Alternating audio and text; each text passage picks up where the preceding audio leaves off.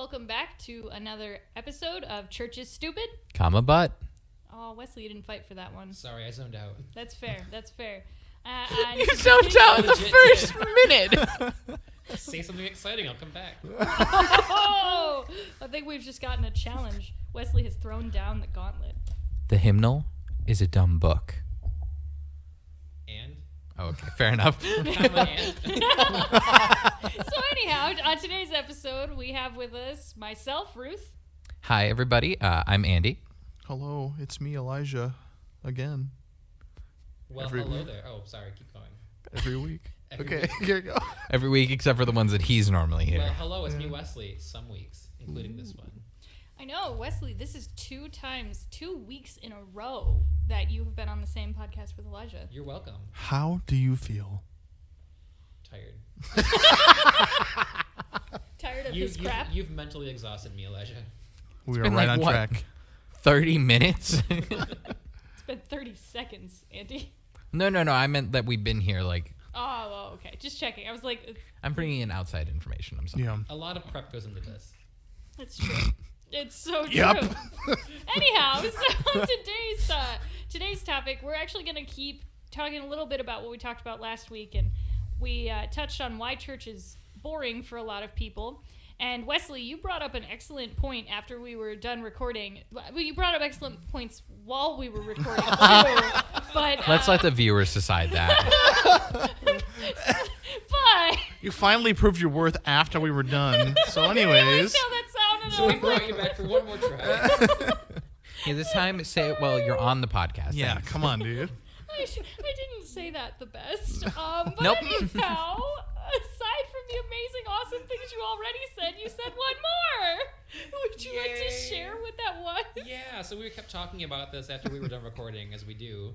And my point I made was that we talked about how church is boring, but also it's not there to entertain people. And I said, well, it should be engaging, though. Not necessarily entertaining, but engaging.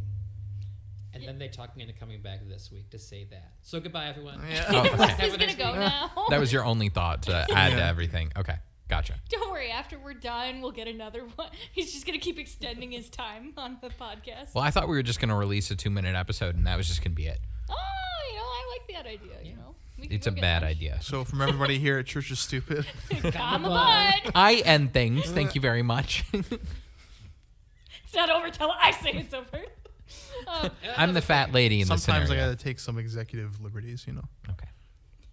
You're allowed to as an executive, you know. So where are we going this week? No. So yeah, I really loved that thought, Wesley, and I wanted to talk a little bit more about that because I think that we spent a lot of time focusing on the necessity of not being bored in church, or that people don't, or the reality that people just don't want to be in church because Yeah. they don't feel its value. And so I wanted to take a couple episodes to just talk about what the difference is between entertainment and engagement, because I thought that was such a great way to phrase it. You know, we don't come to church to be entertained. It's not like you're going to a concert, but you do go to church to be engaged. You know, you're supposed to be engaged in worship with God, and you're supposed to be engaged with what's happening within the church service. So it should be, I think I may have briefly, but maybe I didn't, talked about how there should be kind of 2 focuses, especially as you're preaching and leading worship, that your focus should be upward always. So you always focus on God, but you're also outward focused. So that's because you need to be able to communicate it in a way that people can hear. And that's just kind of basic, you know, any time you give a speech, they tell you have to know your audience. Yeah. Because you need to be able to communicate what Right. you're saying Yeah. effectively. And I think in church, we've lost that ability to engage certain generations, and we're more geared towards focusing on the way that we've always done it, and then falling back on tradition and falling back on blaming other people for the lack of engagement. Yeah. So instead of looking at church, like looking at a church service, seeing that there are no youth around and saying, okay, maybe we need to change something in the service to make them be able to be in the presence of God as well, we look and say, how dare they, they're a lazy generation, and that's the problem. Right. So what is that line between not focusing on entertainment, but also being aware that you need to be engaging? Where does that line fall? I mean, I'm not really sure you can lay out, like you can really draw a line in the sand with like a definite answer to that Really, question. Vander Sandy? Ha ha ha ha. My You last can't be name's all Vander relaxed. Sandy, and I said a sentence that had the word sand in it, and now it's a joke. I'm so funny. But I mean, actually though, I don't really know if it's as easy as being able to draw a line, because I think that every instance with every church and every individual, whether they're attending or not, is very unique. Just like everyone's form of worship, it can be very, very unique to however they feel they want to or need to express themselves and express worship. So I don't know. My whole answer was saying I don't know, but I made it into a long answer basically because Well done. Well, honestly, I sound smart. It's like writing a college paper where you have to get to 5 pages. what's really you just- terrible... 5 You take the- adjectives in a row. You take the period and you just make it larger, right? Yeah. That's like the whole like internet everything. Eventually, Yeah, it's just teachers are not looking giant for that. swirl. No. You take the period and you change it from 12-point font to 16-point font, and that will add so much room to your paper. Yeah. I was Because- dumb when I always just did the font and everything normal. Okay, so like I usually This, like- was too long on my papers, so This was a 90-degree turn in like 0.5 seconds. was. That was That was probably a like lot. the fastest subject change we've done so far.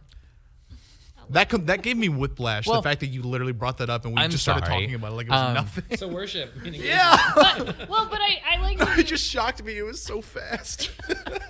to It get happens back so to what fast. Elijah said, since clearly he wants that to be acknowledged. Yeah, I mean, it would be nice.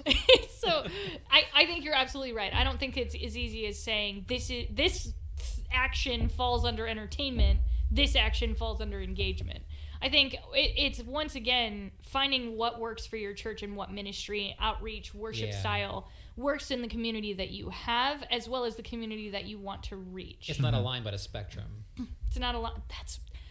See, I know things this Grade week. A, Wesley. That's a grade A comment. I'm gonna got you. I'm gonna write it down so that way next week. Let's when I cut this part out and then say that Wesley only came up with ideas after the podcast. the only edited version of this podcast so far. Well, Ruth, something sort of off topic, but not completely. Something that I've heard you say a lot is that Oh no.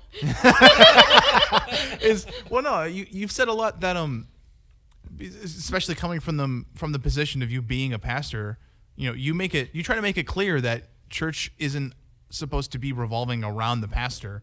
It's not supposed to be about you, just like people ideally shouldn't come to church just because of the pastor, but rather it's the pastor's job to help teach the church, right? So through that, like if you think that the best or the ideal goal of a church is to help provide a space for worship, but also to help teach an audience, putting it in kind of like, I don't know, a blatant way to say it, then ideally you probably should be looking for the best ways to appeal to people in Yep. certain ways, rather than just saying, oh, no one likes my style and it's their fault. Well, and one way that I've even experienced that within since becoming a pastor is when I was called to my first appointment. The DS who is no longer serving, so basically my boss, who's no longer serving, so I feel comfortable sharing this particular story, told the church to print flyers with my face on them to attract a younger crowd with a younger pastor. And I was, for very many reasons, I was very uncomfortable with that. And told them, no, you will not be doing that. And then on milk cartons, have you seen this pastor? Have you seen this pastor? Well, but it's that idea of getting people in the doors at all. All right, we'll take a minute to acknowledge it. That was funny. We'll take a I'm minute. just thinking of how scummy a church would have to be to replace missing kid flyers with, have you seen this pastor? Come visit our church. See, I thought Wesley was planning on kidnapping Ruth and then doing it. No effort. I'm busy. Okay, I'm sorry. I'm Say, he sorry. sees me enough already. What's he gonna do? Like kidnap me? And then She's already been to my house. Like, It's true. What? fight for another Okay. time. Andy just got Andy's real hurt. offended. But But yeah, I do think that that's one of those things where it tells very clearly. Yeah, I'm just going to cut you off again, Andy, because I wanted to finish my thought from earlier. no, you can finish your thought, and then I'll tear it all down. That's very fair. That the idea of getting anyone in the building at all costs is maybe not the best view of it, because it's sort of like, okay, people might be coming in the door because they see, a younger pastor, but what are they going to experience when they get there? Yeah, the service is still old timey. Well, and also, there's nothing wrong with being attached to a pastor, Right. but when course. you build an entire ministry on Around the pastor. well, around one specific, then is your focus really on praising God, or is Yep. it really on, again, being entertained by somebody who happens to be a more charismatic pastor? I mean that not in the sense of like charismatic, like Pentecostal charismatic. I mean that in charm charismatic. And yeah, so that was one of the, I mean, aside from just, again, the creepiness of having my face on a flyer saying, like, come meet the new young pastor, that made me so uncomfortable, because it felt like it was making it more into a show than it was about praising God. So there you go, Andy. Tear me on down. I'm not actually going to tear you down. I'm going to go back to the original point that we were That's talking fair. about. This whole idea of entertainment versus engagement. And I want to say that there shouldn't be a difference. Okay. When I think of like actually being engaged in something, then I'm entertained. Like the whole idea behind schooling and all of this kind of stuff is that you lose kids like engagement with your material if they don't care about anything that you're doing anything about. And so in order to get somebody to be fully engaged, then you have to entertain them.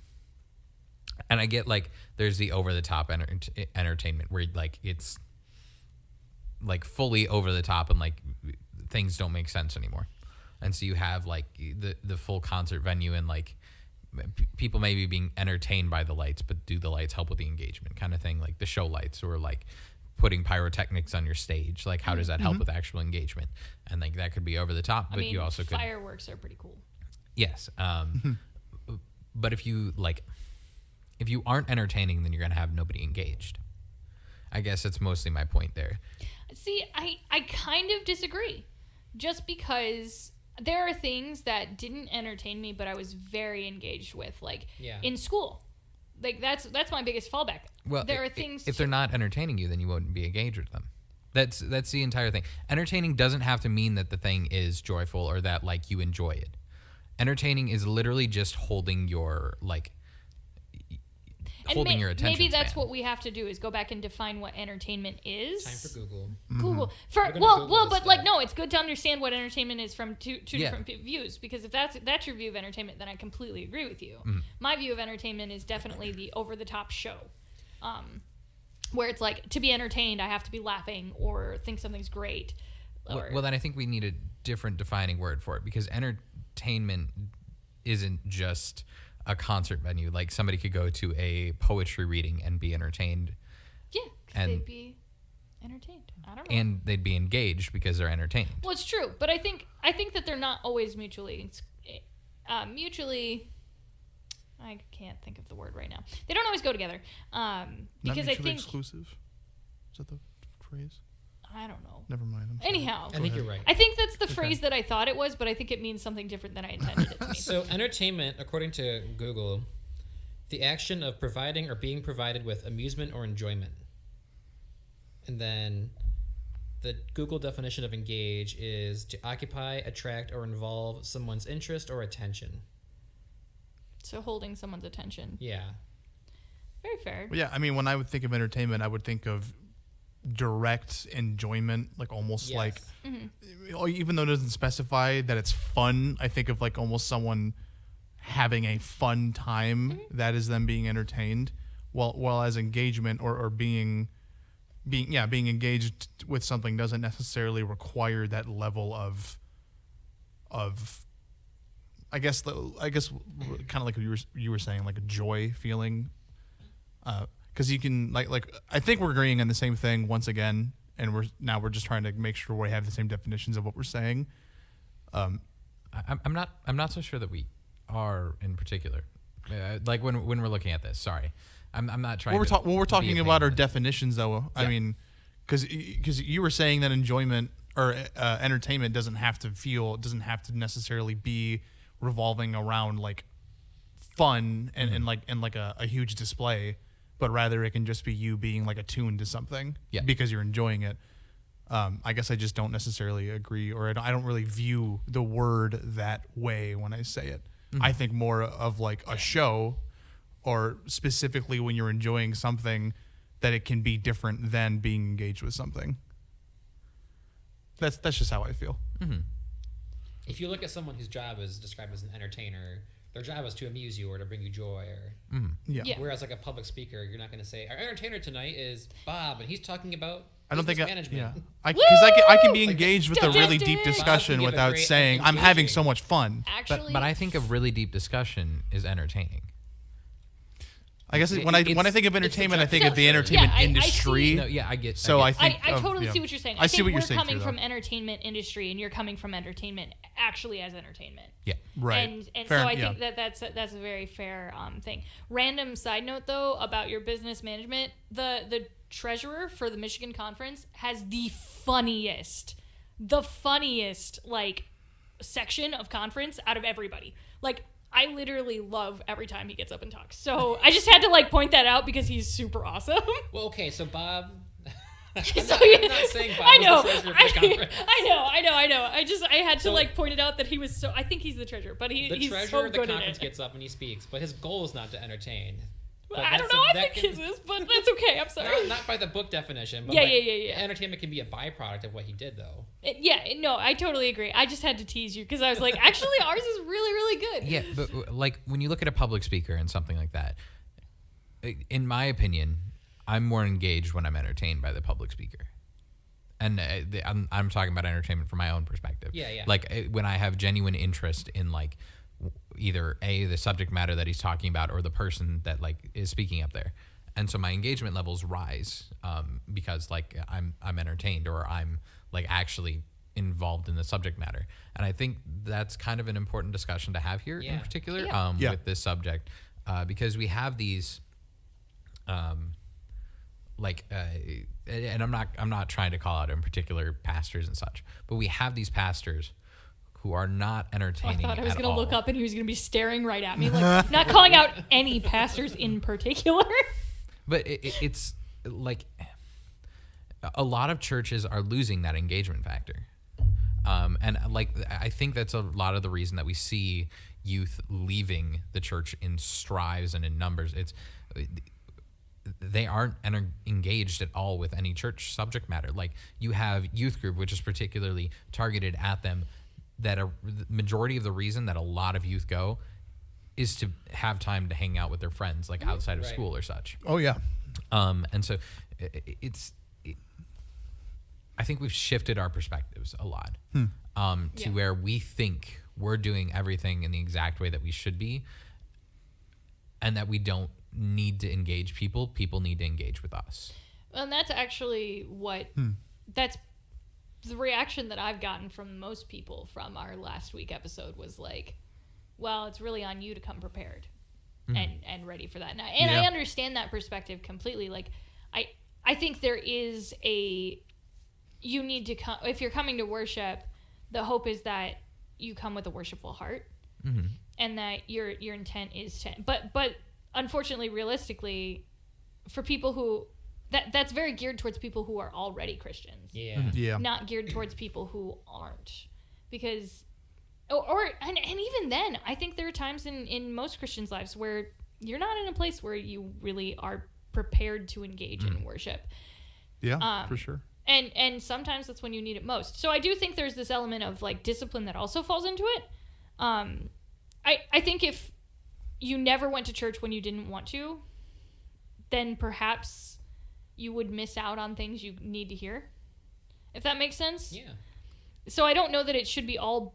I always hesitate when things are too feelings-based, personally, because that's not where my general natural existence is in the feelings land. I'm much more logic-driven. Okay, I hate to do this to you. Hit me. Logic doesn't Maybe agree one more with time. any type of religion.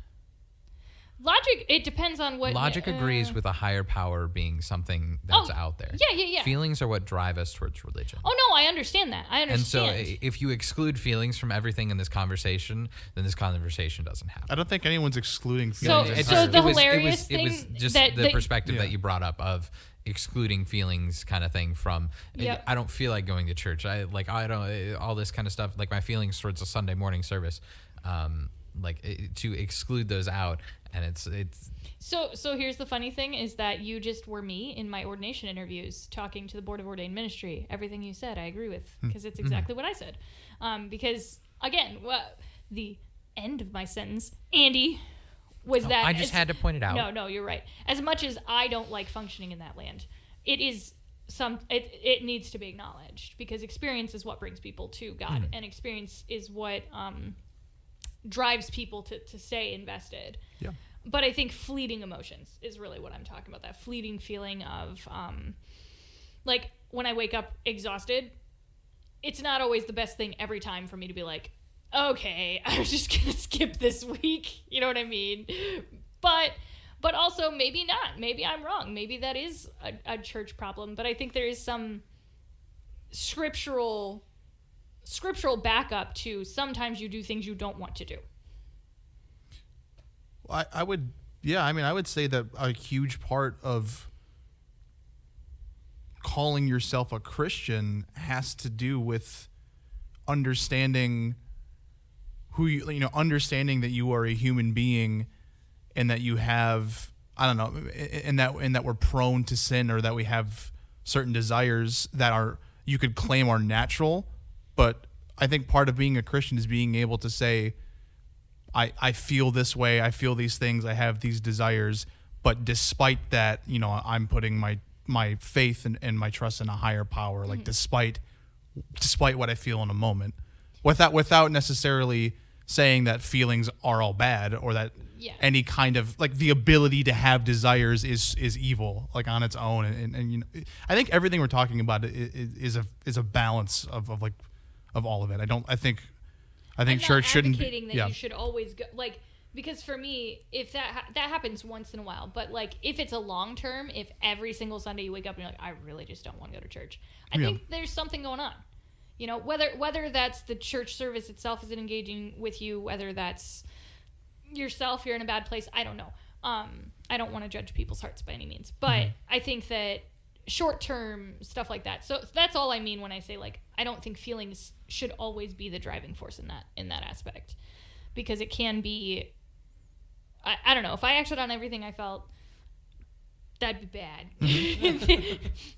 It'd be pretty bad. But also, if you didn't allow yourself to feel, then that would also be bad. That would also be bad. Yeah. So. And so I think that's another one of those weird fine lines. And I guess I want to see the church personally move away from blaming people for not being in church to learning how to engage with people in a way that they want to hear. You're making the face. It's not to do with you. It's to do with it's not going to happen. And I think it's sad that it's not going to happen. Yeah. It definitely should happen. But if you look at the church and you look at, and again, I'm not trying to call offense. I'm trying to call out an issue. The people who are in charge have lived with the church being this way for so long, and so they're not going to let it change. It's Well, certainly not and a new issue. And let me be No, honest it's with not a you. new issue. Yeah. Let me be really, really honest with you. The problem just keeps getting pushed off. Like, people enter into ministry. So I was, again, 23, my first appointment, and we're told, that's just the way it is. So you'll get used to it. And then you're told that for 20 years. Oh, you'll get put somewhere that you can actually make a difference. Just wait. By the time you get somewhere where you can actually make a difference, your whole passion's gone. Yeah. Like, it's just died out. And it's a problem that I've seen with a lot of pastors. And that's not to say that they're bad pastors by any means, but, like, how do you fight every single day for 20 years? Yep. It's really exhausting. And I think it's because a lot of people have just accepted this is just the way it is and you just need to deal with it. And maybe I am a hopeless optimist, which is the only time I will ever call myself an optimist in the entire world. But I have to believe there's a way to change it. I have to. I cannot. I personally don't think I could keep doing my job if I really felt there was no way for us to actually change. And that might just be a very personal thing, but I can't. Looking at the church today is one of the most heartbreaking things.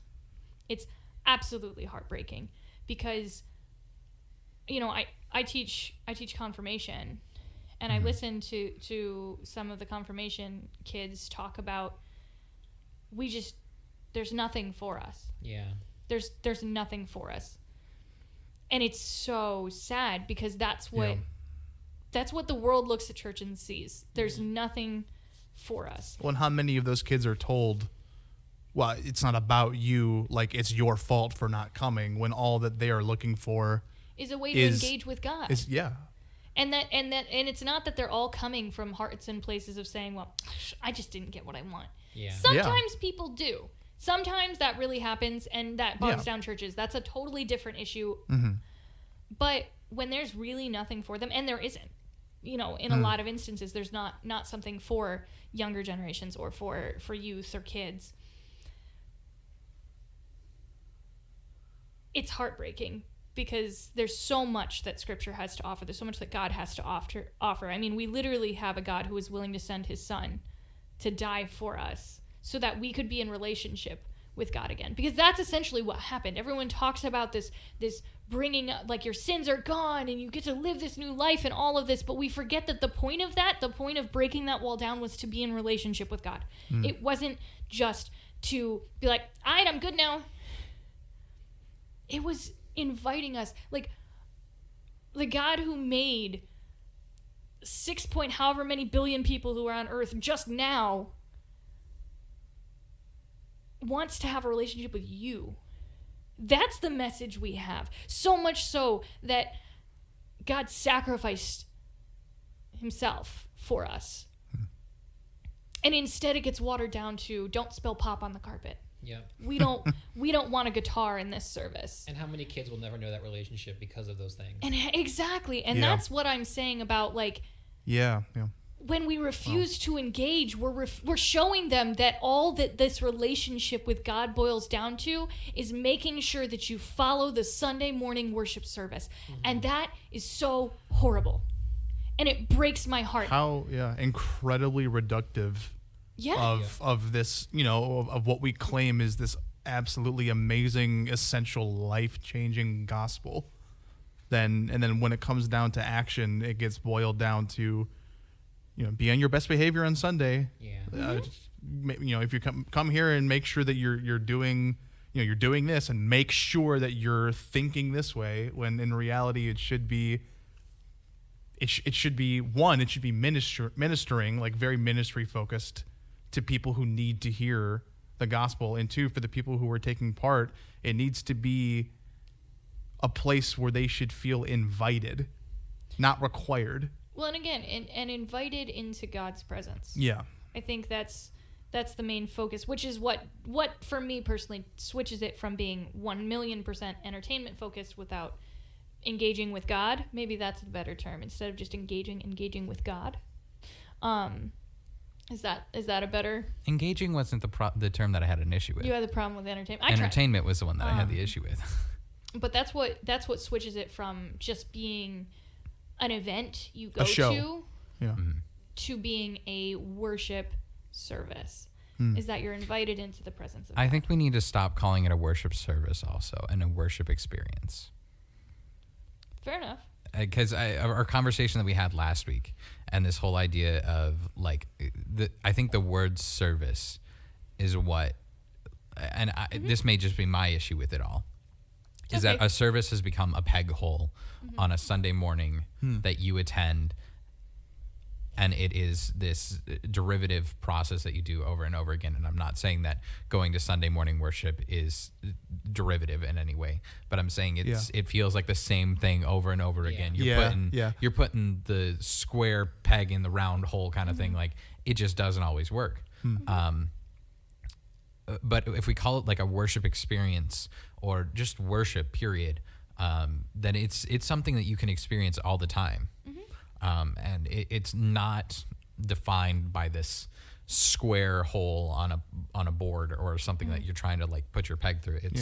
It's a place where you live at. It's everything, I think. Yeah. Yeah. Yeah, I do notice that we're out of time, but I was finishing my thought. And I didn't No, I if know. somebody I was just giving you the like. Feel free to close us on out.